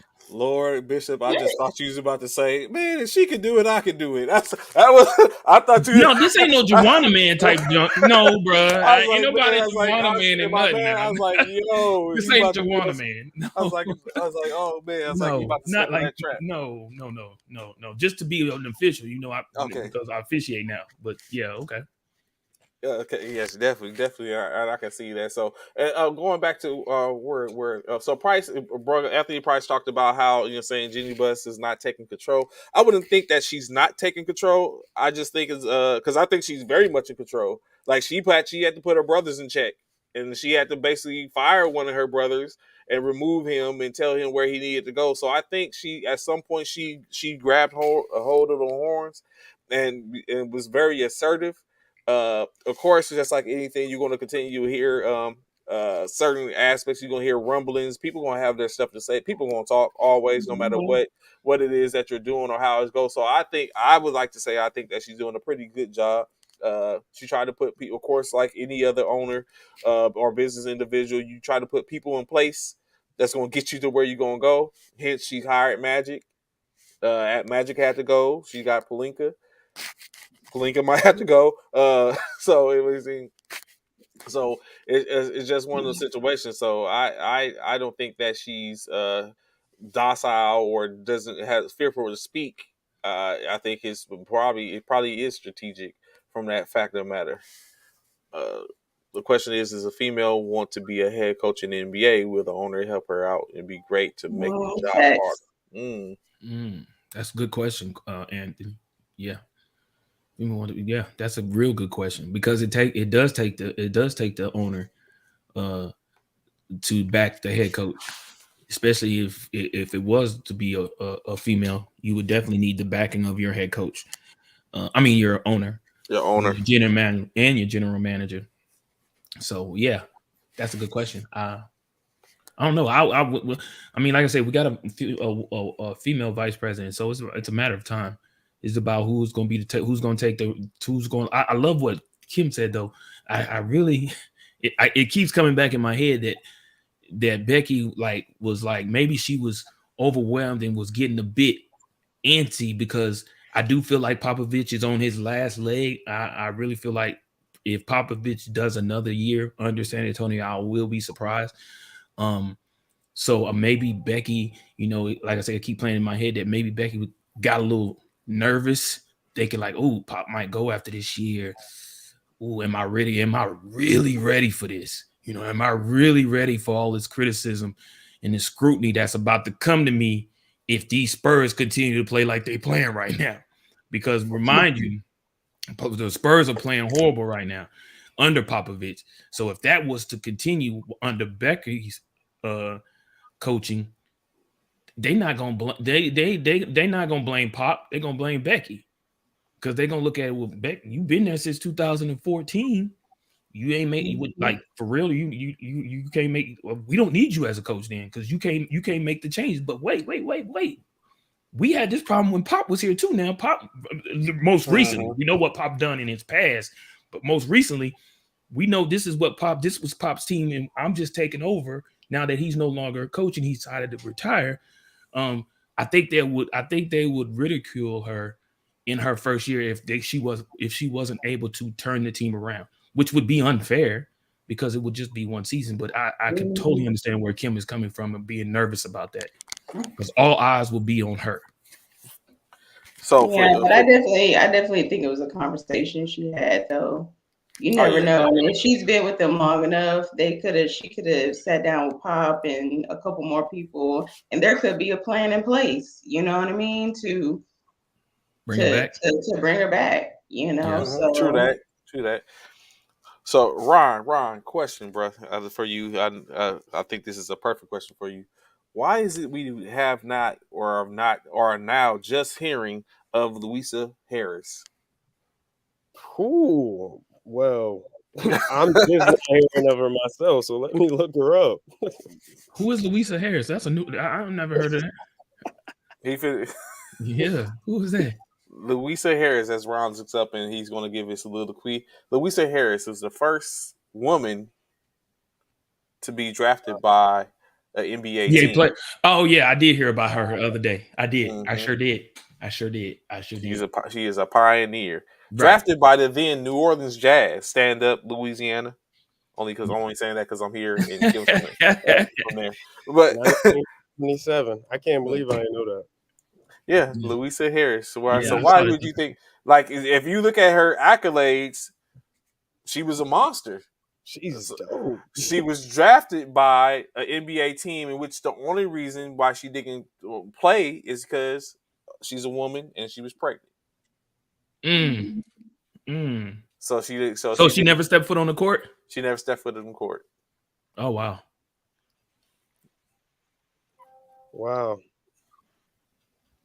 If you can, Ron, can you give her accolades and that, and why you think it was we were just now hearing about this magnificent woman?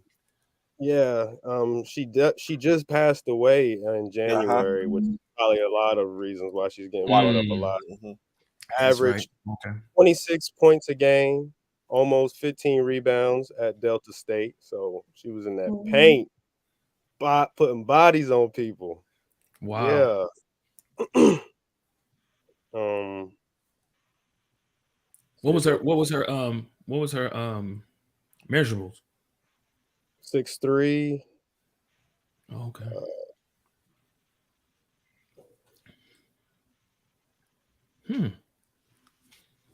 Wow. And she died at the age of what? How old was she? She was insane. She dropped 50 points in the Madison Square Garden in front of 10,000 fans and won the Delta State Lady Statesman first championship in 1975. Oh wow. Which was a year. I think she was drafted even a year or two after that by the Jazz. Yeah, she was drafted in 77. Inducted into the Hall of Fame in 92. Oh wow. Wow. Okay. It's Black history. Shout out to the Queen. Wow. Black history, baby. Let's go. I like it. Kim, question. They have a question for you. It's up on the screen. When you coach, did you have full control of the team, female and men's? What do you mean full control? Well, of course, one of them she was the owner for, so yeah. I don't think she had any. Yeah, I didn't have any Financial. assistants. It was just me. I was a one woman everything, GM, owner, coach. All of them. You were all the heads. I was like that for the men and the women in semi-pro, high school, varsity. We had staff, and then as far as the at Northwest Vista, I was one woman show again. So Kim, you said that you never coached high school boys basketball. Is there a reason behind that? No. It just didn't present itself, I guess, because I was on the female side, but then I also Okay. was coaching, women's semi-pro and also men military. Okay. So yeah, it just never presented itself. And I was happy. I was in Nebraska, and I was actually happy coaching the girls there. So Okay. yeah, we still have relationships to this day. So Oh, that's awesome. That's nice. That's what's up. And what was one of the toughest things you had to deal with while coaching? Something that you had to overcome? Because I'm just thinking of the one man show doing semi-pro, and how I'm just like, how did you even keep your sanity doing GM, coaching, dealing with all the attitude, They easy. all the travel? I know. All It is not easy, yo. And I had we had two people. And that's what would be really funny. It's like I would look and I would see myself, and then I look at the other team, and they had like 4 people all trying to out strategize me. You know what I mean? And I'm by myself. I think the toughest part wasn't even the team, because all the teams that I was on, I built like a family. The toughest part is when you work your bottom off and people try to take it from you unfairly. So because they don't want you to get that championship, because they don't want you to get that award, because they don't want you to seem better than, it's like they got to try to undercut you somewhere. And it's like, you don't know how hard I worked for this. You don't know what I sacrificed for this. You know what I mean? It's not easy. So when you got to go against a team, and then you got to deal with all the extra stuff that you have to go against, that's very tough. I was thinking, we were talking earlier, I went to a game, and I'll never forget, it was 2 instances. The first instance, one referee, I had on sweats in a shirt, a jacket, my Adidas outfit, and I was sitting on the bench, and I was just talking to the players, telling them, what to do. And I think he called something, and I was like, oh man, and he comes over to me and he gets to me face to face, and he was like, you need to be quiet. He was like, you're just on the bench. And my god brother was behind me, and he was like, oh, that ain't what you want. That's not what you want. That's her team. And I was like, oh, I'm actually the coach. And he was like, oh, you're the coach? I'm like, yes. But he literally was telling me to be quiet, right? And so I'm like, I'm sitting down. I didn't even really say anything, but you're coming over here thinking I'm just a fan, and I'm not, Wow. And then I had another instance where a referee didn't want to talk to me. He was just like, it was the championship game, and he was like, I don't have to talk to you. I'm like, I'm the coach. How can you not talk to me? He was like, well, I'm not talking to you. And it's just things like that you have to deal with. So I had to make sure that the people that actually was on my team, that we were very locked in, you know what I mean? And that, at the end of the day, I could turn to them and they were like, don't worry about it, coach. We got you. We got the game. Don't worry about it. And they would literally go out there and handle business because they already knew what I was facing. Ella, she said this was in the championship game. Yeah. That's crazy. Yeah. That's crazy. Yeah. So, it's just different things that you deal with. And They say if it was easy, everybody would do it, and that's what I really believe. It is definitely not easy, and yeah. So did y'all win the game? Actually, lost in overtime by 2. So yeah. Blame that one on the ref. Well, that particular game had a whole bunch of moving pieces to it. So it's like I was saying, you sometimes come into situations where you're like, what is all going on? Because that's not right. That's not right. That's not supposed to be allowed. And you're like, oh, okay, I get it. Word. That's what's up. So I hear and play, Yeah. So because I never wanted to be that person I don't like it when people blame someone else because there's something we could have done better. You know what I mean? So don't blame whatever the obstacle was. We should have hit more free throws or we should have played better defense. You know what I mean? So I take it to the chin, but then at the same time, somebody got a straight walk and then I got all these what do you call booby traps? I gotta go through. Yeah. Wow. That's crazy. But I'm not surprised, but that's crazy. Yeah. So it's all good.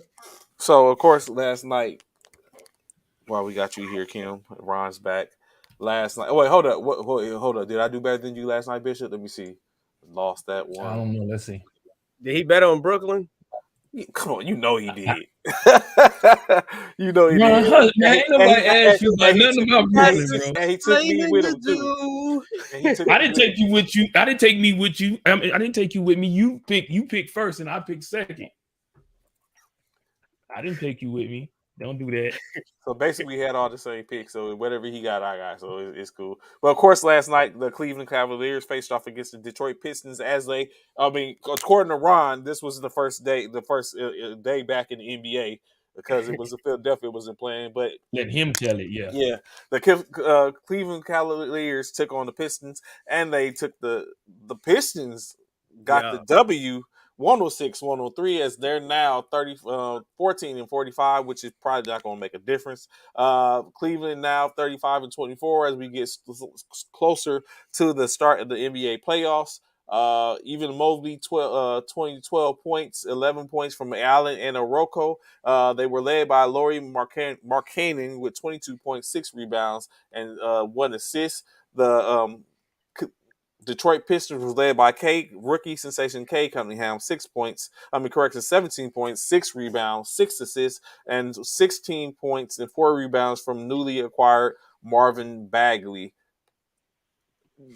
So now we're at the Cleveland's back after the All-Star break. It must be said that they were without Karis LeVert and Darius Garland. Do you see Cleveland starting to fall off, or are they going to continue to sin or stay where they're at under these last 24, 25 games as they make the playoff push?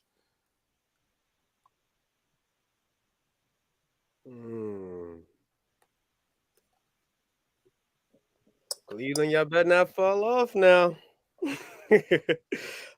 Shout out Cade Cunningham. He hit 4 free throws in the last 40 seconds to win the game. I think it just was just a we're back goof by the Cavaliers because this is unacceptable. This is very unacceptable to be taking L's to the Pistons when we know the Eastern Conference playoff race is tight. Like, if you're coming out here losing the Pistons, fellas, it's like, do y'all don't want this? Of course, let's make this pile up on Bishop Day.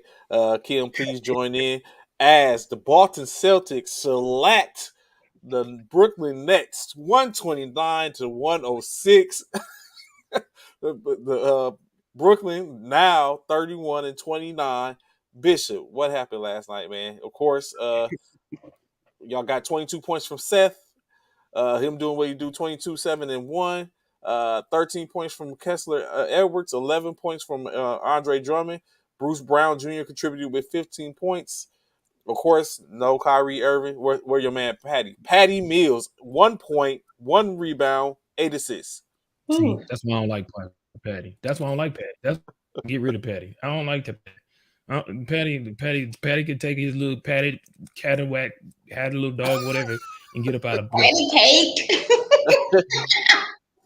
I don't like Patty, and I don't think. Man, no. Get rid of Patty. I mean, we played Boston. It ain't like we played no slouch team, man. We played Boston. I mean, I did pick the Nets. I was hoping. There you go, kid. What we were just talking about with LeBron. Who was that just saying about LeBron?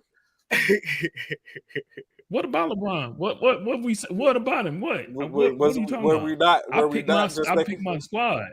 That was we not just saying that LeBron. We're talking about how LeBron shows up when he plays lackluster teams, and then when someone a real dog, then he's quiet.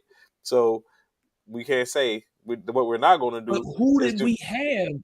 Who did we have though, Trey? Y'all keep saying who did we have? We didn't have KD. We did.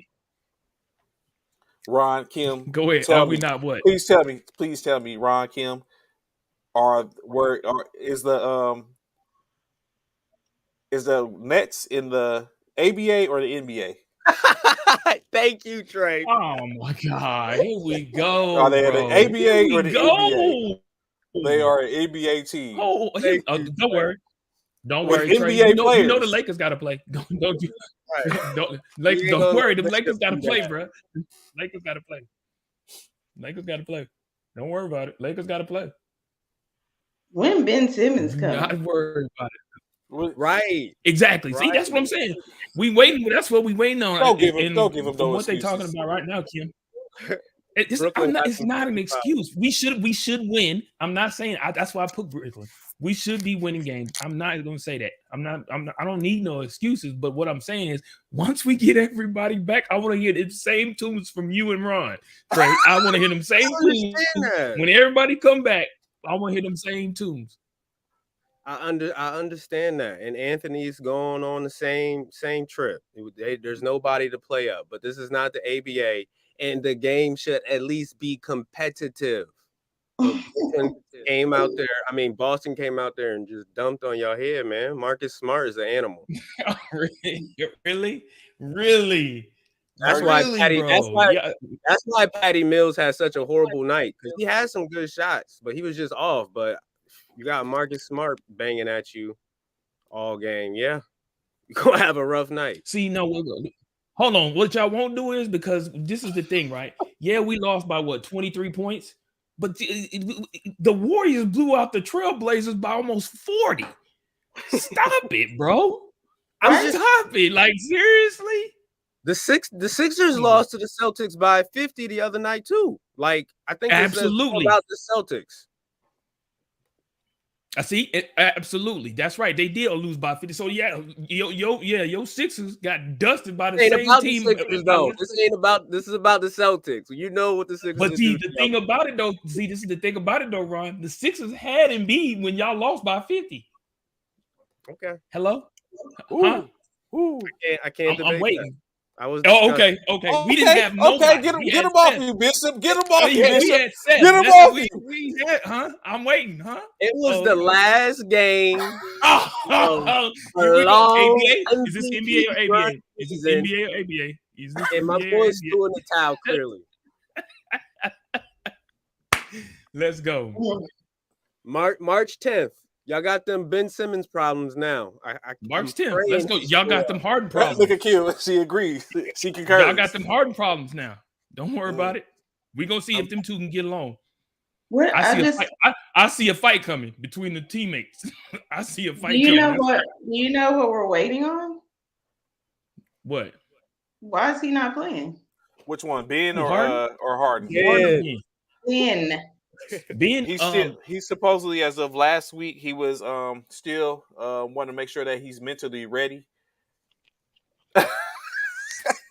Don't do that, Kim. See, don't. He was to make sure he's mentally Kim, ready. Don't do that. See, you just feeding into that. Now they so what's gonna happen is he didn't play Philly. Now he about to play the Nets. Seth Curry playing, Andre Drummond playing, everybody that came up with him playing. He just sitting. I'm just saying he ain't gonna play no games. He gonna still be trying to figure out if he ready. Don't do that, Kim. Man. Don't do that, Kim. Don't do that. Don't do that. Don't do that, Kim. I don't think he plays until Kevin Durant comes back, which is disappointing. That's like Kevin coming back soon, though. Yeah, Kevin come back soon. That's all you wait for, huh, Bishop? That's it. I can't wait till Kevin, Kyrie, and Ben and Seth and all them on the floor. Yes. Ooh. And is that game in Philly? The game against Philly, is it in Philly or is it in Brooklyn? Yeah, I'm 1,000% positive Ben ain't coming to Philly to play no basketball. You know what, Rod? I hope he do. I think he should wait till after that game. He should wait till after that game. He should come back. He should wait. Why? Yeah. That's a whole nother month and some days. They play on the 10th. Why should he wait after that game? Why? Because if he comes back, or at least he needs to come. If he doesn't come back a game or two before that game, he needs to wait. He needs to wait till after that game to come back, because that's not the game to come back in. And Philly is come on, man. Can you imagine what the Philly fans are going to do if he comes in there half-stepping? He has a point to prove. Yeah, exactly, Kim. That's the game to prove himself. That's right. Yeah, that's right. I totally agree. Come back when he got to prove something. You're gonna have to come to Philly in the playoffs. It's going to be Brooklyn and Philly at the end of the day. So come on, get it out your chest. Yeah, like a man. Like just you won. Now come play. Yeah, it's only gonna make you stronger. And he's still running, but he has to make sure mentally he is stronger. That's all it is. Nothing more, nothing less. So, Ben, you come back when you feel you're fit and ready, sir. Trey, let's worry about AD. Let's worry about when AD come back. When Russell gonna show up. Let's do that part. When Russell gonna show up? Let's ask that question. I'll wait. Oh, okay. Silence. Are they making the playoffs? Probably not. They'll make the play-in, but they probably ain't gonna make the playoffs. They probably make the play-in. Yeah, he's still waiting for Russell. Oh, okay. Yeah. Sorry, Trey, you ain't saying that. Trey, we're still waiting on Russell. He ain't hurt. He ain't trying to get his mental status together. What's wrong with him? I think he is trying to get his mental status together. I think that's what the problem is. I'm just saying. So since we gonna come for Trey, y'all boys do got the Clippers tonight, man. The Clippers is my new favorite team out west. Ooh. Them boys, they're the Celtics out west. They've been dogging. Beat the Warriors last week. He is barely lost to the Sun. If the Clippers drag y'all in the new crypto arena, it's gonna be. Lakers need to come handle little brother. Come on, LeBron. We get the W tonight. I'm very confident that we get the W tonight. Westbrook is getting a triple-double tonight. You don't believe that, Trey? Westbrook is getting a triple-double tonight. You don't even believe that. One of them, he's gonna be a triple-double with one of them being turnovers. He is getting a triple-double. He's only gonna have three. He's only gonna have 3 turnovers, if that. I am expecting Russ. Man, don't y'all listen to Trey. Don't bet on Trey. Don't listen to Trey. A 20-point triple-double, 3 turnovers maximum. Man, 20 points. Trey, you don't even believe that. So he's averaging 7.5 assists on the season and 4 turnovers a game. So Trey's just basically saying a whole new person showing up in Westbrook. A whole new person showing up. 3 more assists and 2 less turnovers for the Lakers. A whole new person. We're going to get a whole new Westbrook where everyone's going to be like, he is exactly what he thought he was. AD's out. It's him and LeBron. He's going to show up. He wasn't at the break. It's been him and LeBron for the past 10 games. But he's been benched a couple of those games. But now he's Philly. I wonder why. He's re-energized. He's ready to go. Westbrook, you know what I'm saying? I wonder why he's been benched. I wonder why. I'll get on that shit with you, Trey. But if it go burning down, it go burning down. But I like that. The Lakers got to win these games. I think it has really been a situation where it's been playing in front of you got to think it's a lot comes with, although we know, you know what I'm saying, he's been on the big stage before, but you're back at home in your city where you grew up playing for a historical franchise and being expected to help or be the savior. That's got to be That has to be mentally draining, especially when things start to go wrong. Because you got to think when it start going wrong for him, it started going wrong for him. Right. Side of the backboard, like Take notes, Ben Simmons. This is how men conduct themselves and still show up to work. Master them 4 pillars of stability. Russ, it's crazy he gets drugged the way he does, man. But he's the truth, and he's gonna come up. He's gonna shine. You got me believing, Trey. I believe he did, and I don't think Dame's coming back, Anthony. I think that's a wrap for Dame. I think they powering him down, like they did Kemba Walker. It's over for him for this season. Free Dame. Send them to go ahead. Send them to LA. No, y'all not finna pick up everybody. Yeah, actually, that's what we do. Trey, you get on my nerves. Actually, we do that. That's exactly on my nerves with that. Yeah, everybody and then you dog them. That's exactly what we do. We do that. We pick up everybody. Y'all like the shady friend. Like, come over here. And then, oh man, you suck, yo. Like, what? The shady friend. That's exactly what the Lakers are. Yeah. So this is why I would say, right? I believe firmly when I the stuff I speak about AD is all love. Like, I believe AD is pretty good. The reason why I want to get rid of AD is not trashing him. It's just I think it's time for him to go where we can get some good pieces and assets for him. Mm-hmm. That's the reason I look at it. Yes, Anthony Davis for Karl Anthony Towns. Who says no? I would hope no one says no. Big Cat is ascending. Big Cat. The cat is ascending. I think the Timberwolves say no. Nobody wants AD, bro. Mm-hmm. He is. He balling out of control. He's balling out of control. He in practice getting hurt. So he in practice gets hurt. Yeah, the shade today. They said I was at one of the officials came to me. He's like, what y'all gonna do about street clothes? I was like, who the hell is street clothes? He's like, AD. I was like, come on, bro. Hey, shooting free throws. What happened to you? I got hurt shooting free throws. I don't know. Just shooting free throws warming up. I don't know. Oh my gosh, that's crazy. Hey yo, the look on Westbrook's face when he failed, like, oh damn, here we go. Oh, like, what are you doing? Here we go again. Yeah, like, here we go again. The most hilarious thing is watching Russell Westbrook on the sidelines trying to motivate LeBron, and the way LeBron just be looking at him like, I know when he walked up, with LeBron in his head. When West, it was that game that they wasn't supposed to lose, and him and AD was sitting there. Motivation. I think Bishop's connection is lacking.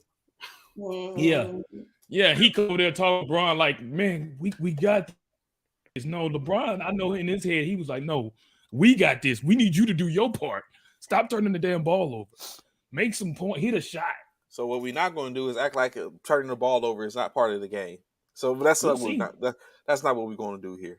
We're not going to act like turning over the ball is not part of the game. I mean, we know it's a part of the game, but it's a part that you shouldn't be leading in. It's not a part that you should be leading in. Your turnover. You had a point to make, Ron. You said LeBron, because I don't know what bitch you're talking about. Matter of fact, if Kyrie played, we would be able to have something to talk about Kyrie. When Kyrie get on the court, then we have a conversation. New York dropped them mandates. He hiding. When Kyrie get on the court, when Kyrie get on the court, he show up. It ain't like he not showing up. Kyrie get on the court, he show up. He can't play at home, but when he get on the court, he show up. He was a part of the 10-game losing streak. He showed up in them away games. They didn't win. The away game, okay. He showed up. You said when he shows up.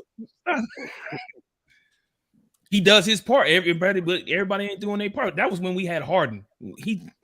Harden wasn't doing his part. And then we got old Patty Whack, give the dog a bone. Like, get rid of this dude, man. Y'all have one player, Bishop. Let's just get rid of this dude. Y'all got Kevin Durant. That's it. And you're losing without him. Wow. That's horrible, Ron, that you saying we only got Kevin Durant. Wow. That's crazy.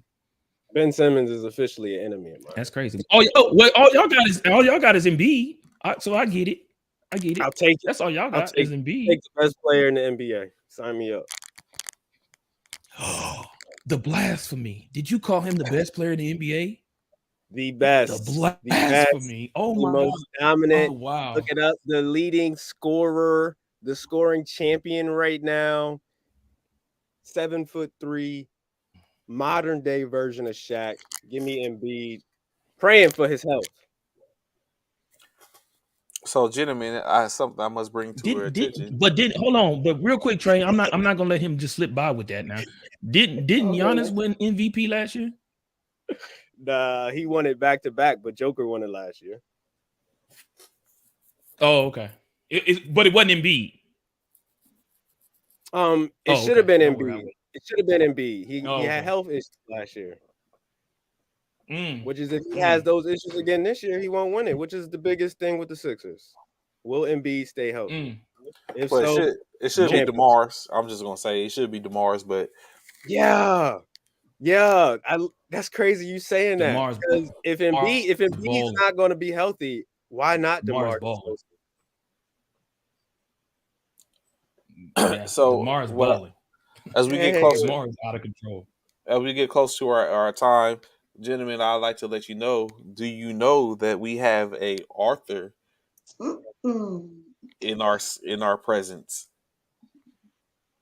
Oh, what? No. Who's Ron? You wrote a book? He's taking it too far. Kim, what you been writing? Kim is an author? What you got going on, Kim? Talk to us, KG. Baby steps. I'm doing baby steps. Baby steps. Okay. But no, I love, like, I don't know. I'm always doing some extra. So since I've been retired from basketball, I've had more time after my tournament. So for me, I love journals, notebooks, things to write down like your goals and affirmations. So I just launched my first journal on Amazon. So this is for anybody who wants to kind of journal, put your thoughts there again, take notes or whatever the case may be. One should be dropping, which looks a little bit more, universal because it's blue and gold. So therefore, it could be unisex. That should be dropping in a couple of days. But I have a total of 3 on there now.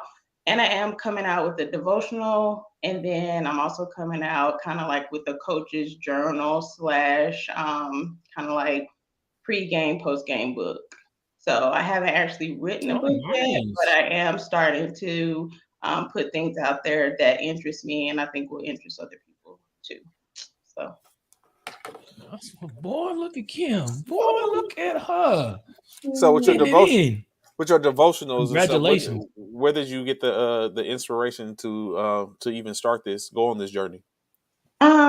Because I think we've talked about mental health before, and we've talked about just with the pandemic and everything that we have going on, people need encouragement. So I've definitely been watching a lot of videos, personal development or encouragement. And I've always had to have something to take notes in, that I would like to keep or whatever the case may be.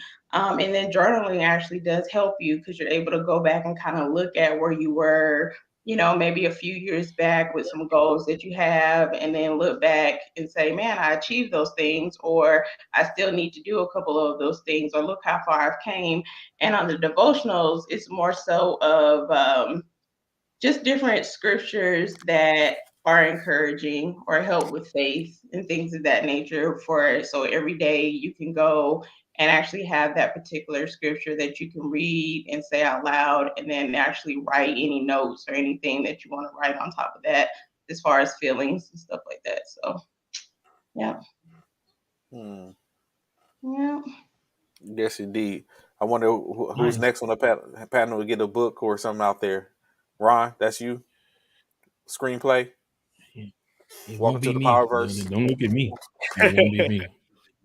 And I Nah, wouldn't, yeah, I think we all have little niches that we can, develop and put out there to help people. All of us have talent. Thank you. All of us have talents or something that's important to us, even if it's just something where you want to make a small book and something that helped you want to put out there and then add your own twist to it. So it's definitely something we can all do. I've many times sit up and thought about it. I was like, nah, that's not yet. Like you said, probably like you said, being able to sit with a little idle time and start thinking, like, you know what? Ain't no excuse. I got time now. Mm-hmm. Yep. So it's on Amazon under K Nicole. So please share and copy it. I put it on my page on Facebook if you want to go find it and share it. I appreciate it. Roger that. Of course, we got you as always. Ron, what you got going on? What's I hear there's a new podcast dropping, a new episode of a podcast dropping this weekend. yes, sir. This weekend into the power. What? We trying to be as kind as we can be to hold off on the spoilers and talking about the show. So I feel like we're doing the people a favor, Trey. This Saturday, go watch our recap. If you watching Power, you cannot miss our show. I missed it, Ron, on the other day. I hate that. I we was missed it, missing man. I your had a energy, call. bro. Yeah, We I was had a missing call, your energy. man. So I missed It's it. all good. Me and So there's Trey still definitely have some time. held it down. I saw it. I see y'all. I see y'all held it down. I'm definitely gonna be on this next one because this force is getting real. The force is getting real. May the force be with you. So, of course, this has been our time today. A little bit different, but you're saying sometimes change come where some things have to be spoke about. Greatly appreciate the little panel we have. Kim, of course, you always welcome. Vanessa, we greatly appreciate you coming back. Of course, you already know every Thursday, especially Thursdays and Mondays and Fridays is always Ron Bishop and myself as we hopefully y'all have a gracious Friday. Anyone else? Any parting words before we get up out of here? Thanks for having me as always. We love having Miss Kim Greene. We love Ron. Thank you, Miss Vanessa, for joining us. We appreciate you for turning into our show as well, man. Y'all go out, go on Amazon, get Miss Kim Greene. Stop it, Trey. Go get Miss Kim Greene's excuse me, journal. We ain't even talking about contract obligations. But go out and get her journals, man. Help support our Black people, man, in all ways. And yeah, man, definitely a great show. Miss Kim, you got to come on here more often, man. We be missing you. I actually was not feeling the love. I was like, what? I guess they don't want me to come on anymore. Oh no, that's all Trey. That's Trey Day. That's Trey over there. I'm about to mess with Ron. Ron took my spot. You like see there we go. It's like in Dacity that come on to talk about women equality when she first bring me back. Yeah, so she felt some type of way when she came on here with Ron today. I'm missing. Trey already know how it is. How it is. That's what's up, man. I'll be on the move in the groove, but I enjoy you guys, and I'm just blessed to even be a part of this, So, and I'm happy to meet Ron. I know we were talking crazy, but it's all love and all family, and I definitely gonna follow your podcast and share it if you send it to me on Facebook. So. Kim? Are you a Into the Power series person? I used to watch it. I haven't watched it in a while. So maybe I'll start watching it so I can go and follow Ron's podcast. So right. That's what's up. I feel like this is the season. Yeah. This is the season that you can get back into Power because it's kind of like they started doing so much, but this is like Tommy. It's not even Power no more. It's just the Force. Cool. I always like Tommy. And who don't like Tommy? Who don't like Tommy? You know what I'm saying? Oh, okay. Let me ask you this question real quick to see if you would agree. Who was your when you last watched? Who was your least favorite Power character? Probably like Tasha or Angela. No, probably Tyreek. Yeah, everybody hated Tyreek. No, it's been a long time since I watched. Oh. So I think I was okay. You can say Angela. No. Well, at that time, no, not Angela. I think I watched only one season, I think. It's been a long time. I would say probably, I think that's when 50 was on there. Oh, yeah. Way back. Yeah, you back in But season. if you gotta understand, my schedule was so crazy. I was coaching 2 teams and had seasons overlapping. So I never had time to really watch anything, really. So I'm gonna get back on it though, Ron. There's no TV show that you can't miss. Wow, Kim. I'm just now starting to really get back into TV because, we're gonna have to find her a good show, y'all. I'm about to say, wow, Kim. When I was coaching, it's college practices in the evening, games are in the evening during the week. You know what I mean? And then you're traveling and everything. So for the most part, I didn't really have anything that I binged or anything like that. I have a lot on my DVR now. I have All American on my DVR. Which came back. Right, which came back. And then what was that just came back the other night? Start with S. Yes. You ain't Snowfall. Snowfall. Got that DVR. So I got lots of DVR. You just ain't watched none of them. I just watched it. That's respectable. So yeah, Snowfall. I like Snowfall. That. Yeah, I haven't watched that one yet. That's the one I haven't seen. We're going to talk about that though on the next show, Bishop. So what, Snowfall? Yeah. I ain't watched it. I don't know nothing about Snowfall. You've never watched Snowfall? Nope. See, right there with me. I ain't never watched Snowfall, not one season. And I heard somebody say they on their 5th season, right? I seen so. It's based off of California type of story. So yeah, I seen it. Yeah, I'll watch it. I'm 2 seasons behind, but I've been watching. Snowfall is better than Power, fellas. I'm sorry. Really? Well, that's saying a lot. That's saying a lot, Ron. That's saying a lot. This season of Snowfall is not better than Tommy, though. Oh, okay. If that kind of makes sense, but yeah, I gotta go back out Snowfall. Let me check out Snowfall then. So of course, like he said, you were saying always you never know what is going to be talked about here. If we can relate it to sports or however, as we going out, we greatly appreciate y'all watching, checking us out today. Of course, if you're in the Louisiana area, go ahead and join the last bit of parades as the Mardi Gras season is about to end. Be sure to be here, rock with us come Monday 1100 hours as we get back to it, talk about all those things that happened over the weekend, maybe some trades, maybe Aaron Rodgers go ahead and let us know what he's going to do. Ain't no telling. So we greatly look forward to see y'all here Monday. So go ahead and enjoy y'all weekend, enjoy y'all day. Fall out. Sorrow 5 million.